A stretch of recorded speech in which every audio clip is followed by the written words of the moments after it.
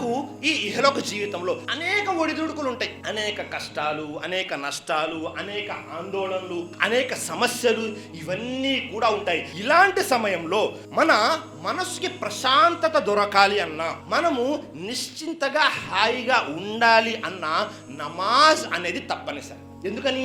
సృష్టికర్త ఖురాన్ గ్రంథం తెలియజేస్తున్నాడు, అలా బిజిక్రిల్లాహి తత్మయిన్నుల్ ఖులూబ్. తెలుసుకోండి, అల్లాహ్ యొక్క స్మరణ ద్వారానే మీ మనసులు ఏవైతే ఉన్నాయో అవి నెమ్మదిస్తాయి. అల్లాహ్ యొక్క జిక్ర్ అంటే కేవలం స్మరణ కాదు.